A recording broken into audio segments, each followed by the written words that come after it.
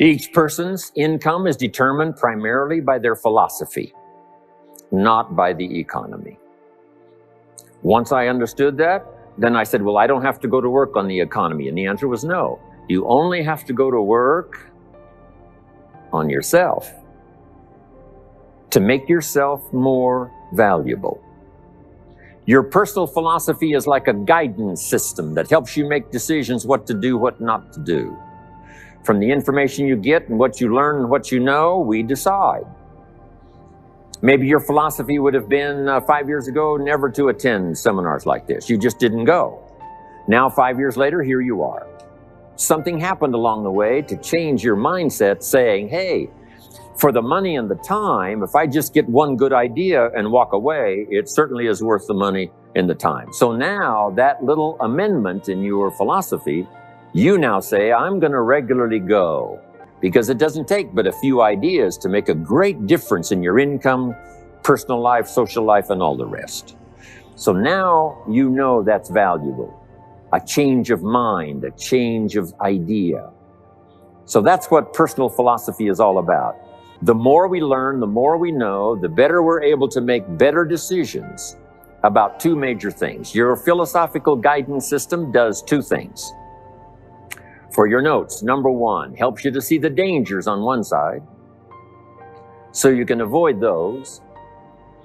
But here's what else your guidance system does. Personal philosophy helps you to see the opportunities on the other side so that you can expand those, maximize those.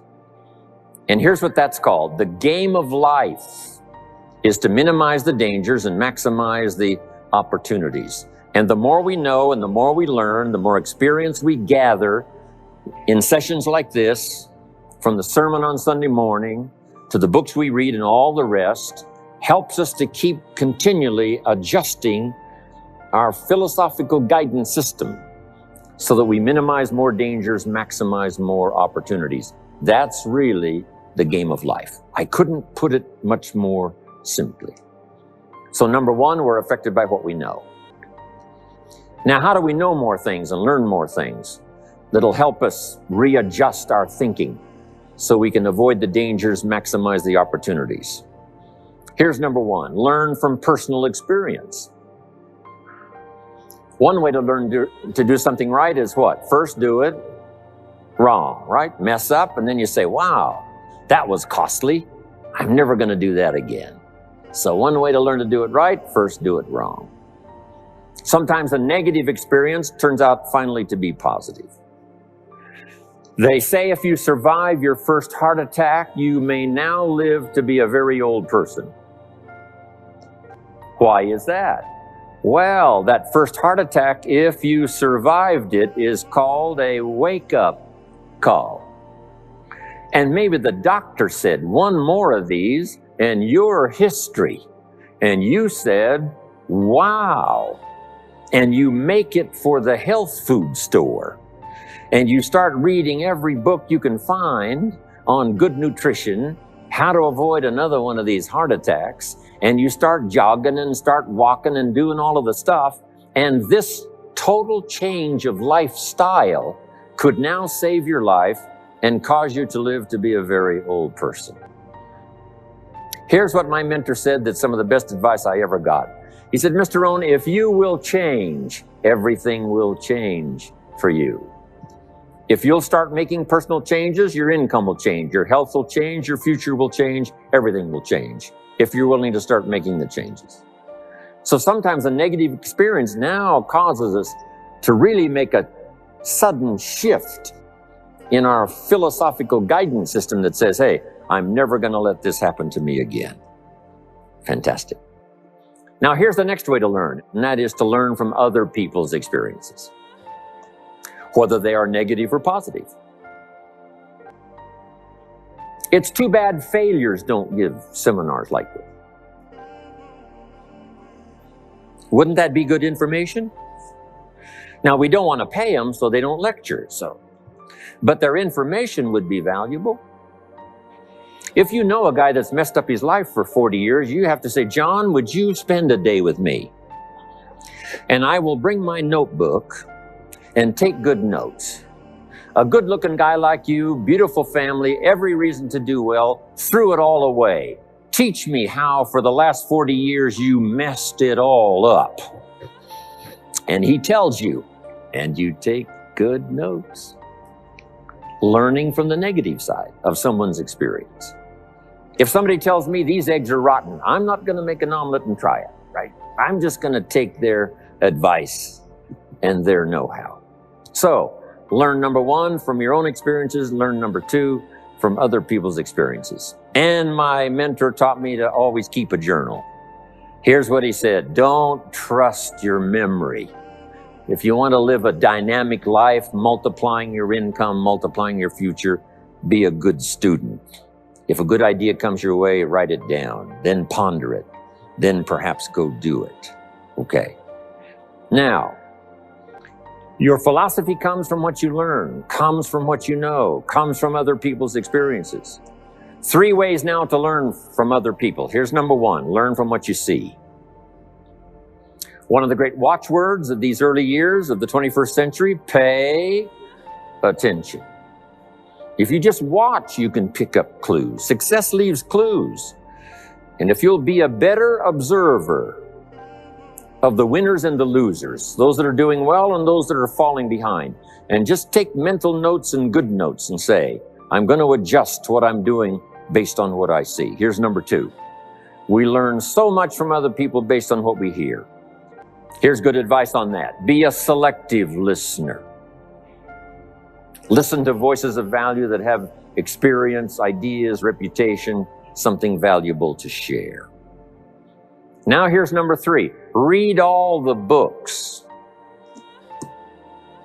Now there's millions of books, so you can't read all the books. But make this note: read all the books you need to read to make you as wealthy as you want to be, as healthy as you want to be, as prosperous, as productive, as unique a human being as you want to be. Read all of those books. Don't leave those books go unread. My mentor got me started on my library when I was 25. I got one of the best.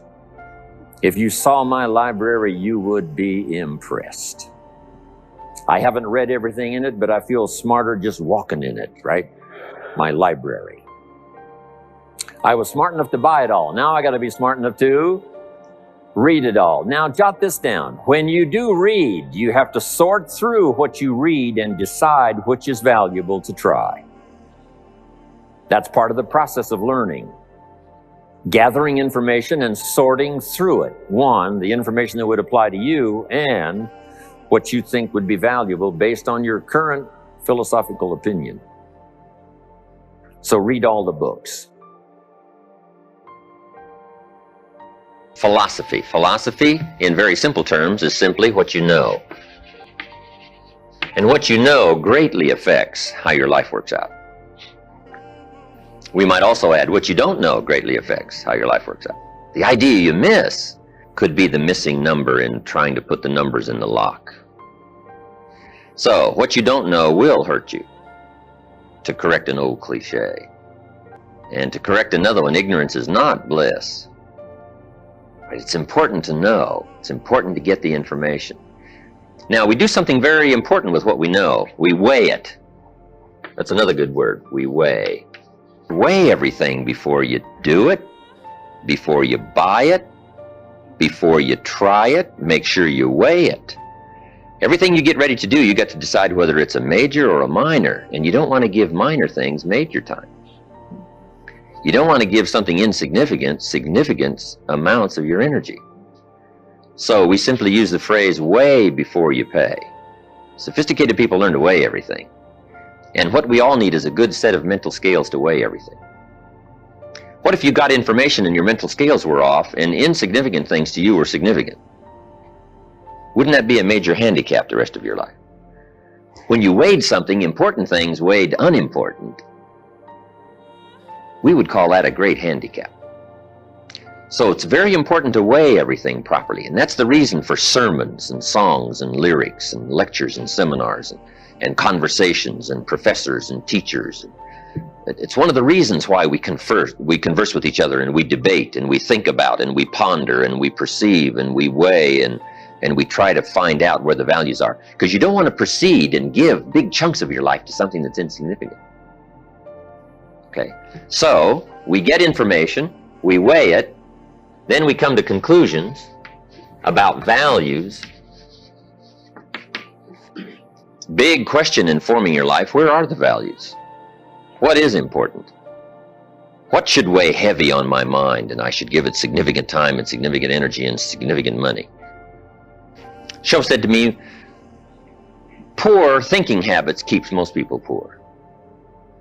Not poor working habits. Most people work hard, but they don't think hard. They don't use their mind to really try to perceive where the values are so that they don't waste any time. It's easy to spend big chunks of your life on insignificant things. It's one of the major pieces of the life puzzle. What you think about, knowledge, how you weigh it, the conclusions you come to, the values you've perceived, thinking. If you really want to help somebody change their life, you have to start changing their mind, change their philosophy, change how they think. Somebody says, well, just motivation, that'll do. And the answer is no, motivation won't do it. If a guy's an idiot and you motivate him, you got a motivated idiot. Right? Say, no, that's not what it takes. Now, it's very easy to make errors in judgment. Errors in judgment. I'm now teaching people, even after they're out of school, university, college, they should read at least 1 or 2 books a week. It's easy when you get out of school, right, and get a job to just sort of let that all slide, not keep up the learning process. But if you don't keep up the learning process, a lot of values become fuzzy if you don't keep trying to perceive what's important, what's not important, and then start spending major effort on minor things. So we have to keep learning. What if a guy spent his book money on donuts? Right? We would call him greatly deprived mentally. In 10 years, the guy's bought 2 tons of donuts and only 2 books, right? Mostly with pictures, right? And he wonders why his life isn't working well. Reason: after he got out of school, he didn't keep up the flow of ideas that can help to refine your business and help to refine your decisions and help you come to better conclusions. You've got to keep up the learning curve, even after you're out of school, to make sure that you're not making errors in judgment. The reason why most people wind up average at age 40 instead of rich is simply an error in judgment about what to do with your money. What would you suggest a 15-year-old start as a plan to do with their money so that by 40 they're rich instead of average? You got to have a good plan, right? If you start making errors early with your money, those errors can make your life mediocre instead of rich. You wind up with pennies instead of fortune. And you wind up with crumbs instead of a feast, simply because early you made errors on what to do with your money. The guy says, well, it's only $10. So what does it matter what I do with it? And the answer is, that's when it really matters, is when you don't have much. The guy says, oh, if I had a fortune, I'd really take good care of it, but I've only got a paycheck, so I don't know where it goes. We call those great errors in judgment. It's so important to make sure you've got a good plan when the amounts are small. But it's easy to make errors. It's easy not to know. It's easy to miscalculate. And if you miscalculate, some things keep adding and adding and adding. I got a good phrase for you. Life is accumulative. Good phrase to know. Life is accumulative. Our errors either accumulate into what we don't get, or our wise decisions accumulate into what we do get. Now, the key is to correct the errors as early as possible. Fortunately, Mr. Shoaff caught me at age 25, started asking me major questions. At age 25, he said, Mr. Rohn, how long have you been working? And I said, I've been working 6 years. I started working when I was 19. He said, well, 6 years. How much money have you saved and invested in the last 6 years? I said, not any. He said, who sold you on that plan? Wow, 6 years is enough time now to check and see if you've got a good financial philosophy. And the time to catch the errors is early. So Mr. Shoaff started asking me those tough questions at age 25. How about your money? How about your resources? How about your investments? And you say, well, I've got plenty of time to worry about that and be concerned about that later. And the answer is probably not. Now's the time to fix it. Wherever you hear the good information, that's the time to start fixing it. So we're teaching kids now a good wealth philosophy. Starting at age 50, 15 will make you wealthy by age 40, 45 at the latest if you're a little slow.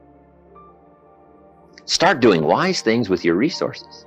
When would you suggest people should do wise things with their resources? Answer, as soon as they get the better information. Now, you can't do what you don't know, but the key is to keep learning so that good ideas keep occurring to you. Now you can do more wise things, okay? But philosophy is where it all begins, what you know. Now, to know wise things, you simply have to study, as you're doing. Keep up the reading, keep up the conversations, keep up the listening to lectures, keep going through the information, keep stashing it away, taking the notes, right? There's no better way to adjust your philosophy than to have a continual flow of ideas. But that's the first piece of the life puzzle, philosophy. Philosophy is simply what you know. Now, to correct a couple of old cliches, what you don't know will hurt you. And to correct another one, ignorance is not bliss. Boy, it's so important to have the correct philosophy. It's so important to know. Philosophy sets the course of your life. Philosophy is simply what you know. So it's important to know. I'm telling the kids these days, make sure you get the information while you're here. I'm talking to the Newport Harbor high school kids in some lectures last year and this year. And my encouragement is, make sure you get all the information while you're here. I know it's laborious. I know it isn't easy to read the books and take the classes and try to get good grades. But hey, while you're here, gather it all up. The book you miss will make a difference, right? The information you don't get will make a difference in the legacy of your equities over the next few months, the next few years. So philosophy, this is where it all begins. Now, I've divided philosophy into three parts. One is basic, starting out philosophy. The baby starts processing information right away. Cold is bad, warm is good, hungry is awful, food is terrific. The baby starts reacting and processing information and having certain reactions to it. So our philosophy starts early, gathering information and reacting to it. Next is expanded philosophy. At least enough philosophy to be gainfully employed and offer a value to society and find your place in the marketplace. You know, be a reasonable, decent human being. Expanded philosophy. But now how do you become wealthy and powerful and sophisticated, influential and unique? Simple word, refined philosophy. The refinement of philosophy. The extra studies and the extra books and the extra classes and the extra thinking, the extra pondering, the extra give and take of testing ideas and debate and discussion. That's where the extra life comes from, is in the dimensions of refined philosophy, the extra thinking. And these are the steps of intellectual discovery that a lot of people just don't want to take, or they're too busy to take it, or it presents itself in too strong and tough a manner, these extra skills. But I'm telling you, once you start engaging in these extra skills, you won't ever want to go back. This new intellectual discovery is where the wealth is. It's where the happiness is, the good life, influence, power. Refinement of philosophy. Now, our philosophy comes from a lot of places. Let me give it to you. Number one, from teaching, the influence of others, from the books we read, from the classes we take. And you might underline the word influence. This is where a big share of our philosophy comes from. Influence. In another series, we asked three major questions. Who am I around? That's called big questions. Some questions are little and some are big. This is a big one. Who am I around? Question number two, what are they doing to me? This is called major. This is called big. Where have they got me going? What have they got me reading? What have they got me thinking? What have they got me saying? And the big biggie, what have they got me becoming? Influence plays a major role in the development of our philosophy. How we think, how we speak, the formulation of ideas, the things we weigh concerning values. All of this is so important. What we know, the mind, thinking, processing ideas, and information. Ideas are simply information taking form. Now, we do something very important with what we know. We weigh it. We put it on our mental scales and we weigh it. And I don't know, we may give it a number from 1 to 10. Probably not consciously.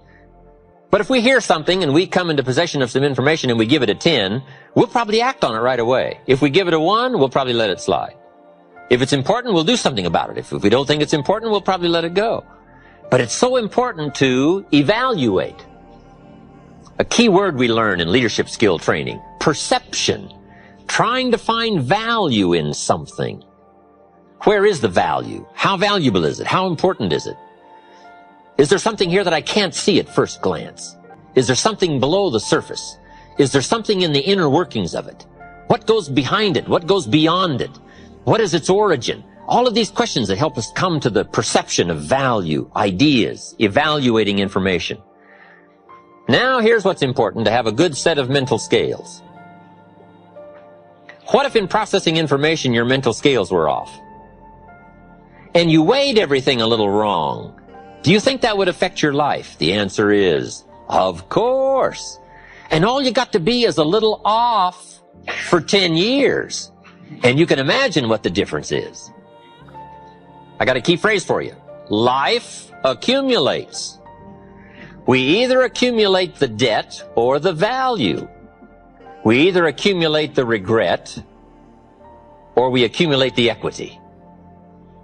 Now, we must all suffer one of two pains. The pain of discipline or the pain of regret. And I'm suggesting discipline. Mental discipline to refine ideas. Of course it's laborious and of course it's a push, but it's called small price to pay so that you won't have the regret later on. Regret weighs tons. Discipline weighs ounces. So if you accept the early ounces of discipline of thought to refine ideas and not just let major questions go by, what about society? What about the government? What about taxes? What about religion? What about life? What about capital? What about business? What about society? All of these major questions. What about my life and my value and my place and my future? And what about life? What about origin? What about destiny? What about opportunity? What about possibility? All of these major questions, to let them go casually by is to miss the treasures that your life could accumulate into in the coming months, the coming years. So this is called major. What we ponder and what we think about sets the course of our life. It's like the set of the sail that's taking us somewhere. Let me give you a good question to write down. Where are my thoughts taking me? This is a biggie question. Where are my thoughts taking me? These are some of the things you want to make sure of. You might be able to be casual about some things, but here's some things not to be casual about. My philosophy is taking me somewhere. Big question, where? The accumulation of equity will either be there or won't be there. Life accumulates. And I'm either accumulating debt that I'll be sorry for, or I'm accumulating value that I'll be happy about. Philosophy, in my personal opinion, is the major determining factor in how your life works out. Philosophy, the major determining factor in how your life works out. Philosophy. To form our philosophy, you got to think. You got to use your mind. Got to process ideas. And this whole process over a lifetime, starting way back here when we were children, schools that we've attended, our parents, our experiences, all this stuff that we've processed by the thinking process helps to develop our philosophy. And in my opinion, each person's personal philosophy is the major factor in how your life works out.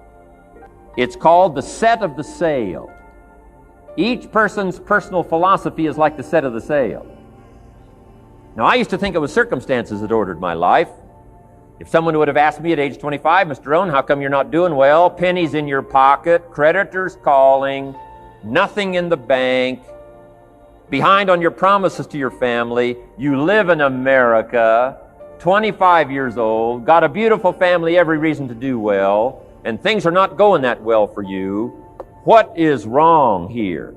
It would not have occurred to me to blame my philosophy. It would not have occurred to me. saying, well, I got this lousy philosophy, and that's how come I got pennies in my pocket and nothing in the bank, and things aren't working well. That would not have occurred to me. I found it much easier to blame the government. Much easier to blame the tax problem. I used to say taxes are too high. Top tax rate when I first started paying taxes, 91%. Back then, when your income reached a certain level, all your income over that, 91%. So I used to say that's too high. Now the top tax rate's about 33%. But people are still saying what? Taxes are too. See, but you can't use that anymore. If it's gone from 91 to 33, how could it be too high? If you were to ask me, how come you find yourself here, Mr. Rohn, age 25, living in America, land of abundance and opportunity, pennies, zero in the bank, not doing well, creditors calling, it would not have occurred to me to blame my philosophy. I found it easier to blame the company policy. I used to say, if this is all they pay, how do they expect you to do well? So I figured that, my future was going to be tied to what everybody else was arranging, the economy and, right, interest rates. I used to say things cost too much. That was my whole explanation, not my philosophy, until my teacher taught me better that this is where the problem was, my own personal philosophy. Here's what's exciting about each person's personal philosophy.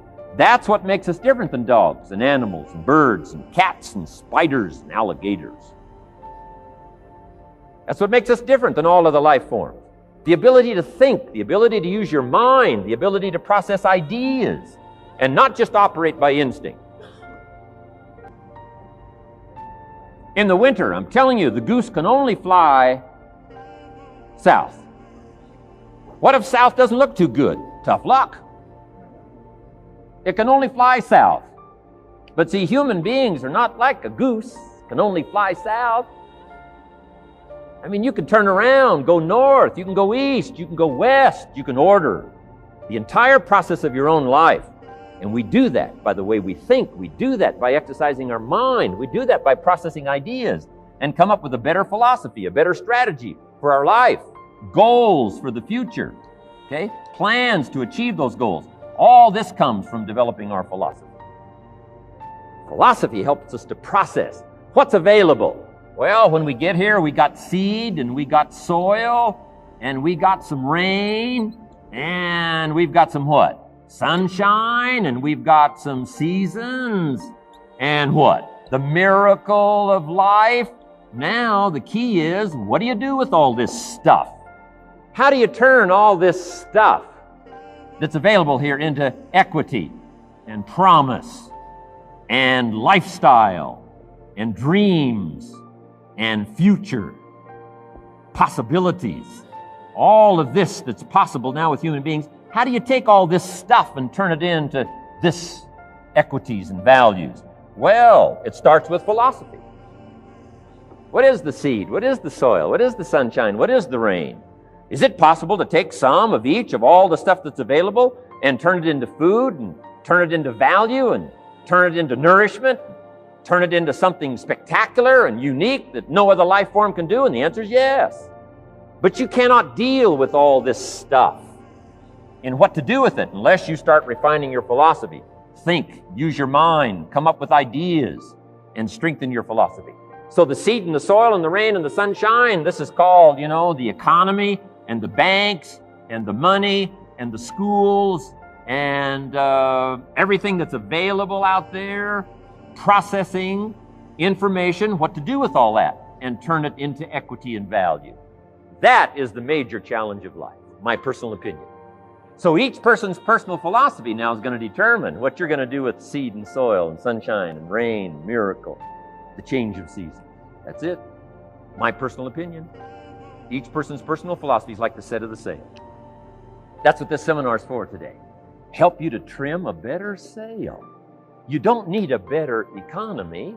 You don't need better seed and soil. In fact, when it comes to seed and soil and rain and sunshine and seasons and the miracle of life, that's all you got.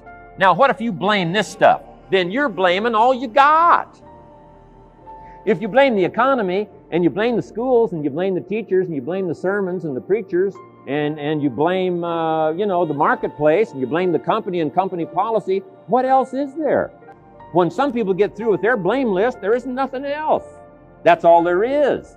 And if you blame the only thing you've got to work with, I'm telling you, it's called mistake colossal. In not understanding that that's all you've got to work with. And if this is all you've got to work with, then you don't change the seed, and you don't change the soil, and you don't change the rain, and you don't change the sunshine, you don't change the seasons. Right? Guy says, I'll take 3 springs, 4 summers, 9 falls, no winters. No, you can't fool with this stuff. You got to take it like it comes. Then what do you change to make your life work well? You got to start with your philosophy. Guess what I had to do at age 25 in order to change my own future? I had to change my mind. I had to change my thinking. I had to change my philosophy. I was messed up on what was causing my problem.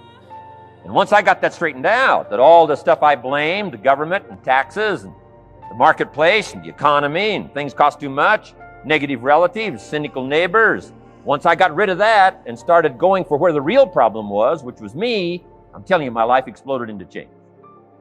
My bank account changed immediately. My income changed immediately. My whole life took on a whole new look and color immediately. And the early results I got from making these philosophical changes tasted so good, I've never stopped the process from that day until now. And I'm telling you, with a little consideration of the refinement of your sail, by setting a better sail, refining your philosophy, your whole life can start to change from today on. You don't have to wait till tomorrow. You don't have to wait till next month. You don't have to wait till spring. You don't have to wait till 93. You can start this whole process immediately. I recommend it. Now, some people do so little thinking, they don't even have their sail up. I mean, you can imagine where they're going to wind up at the end of this week, at the end of this month, at the end of this year. Now's the chance to change, process all this information.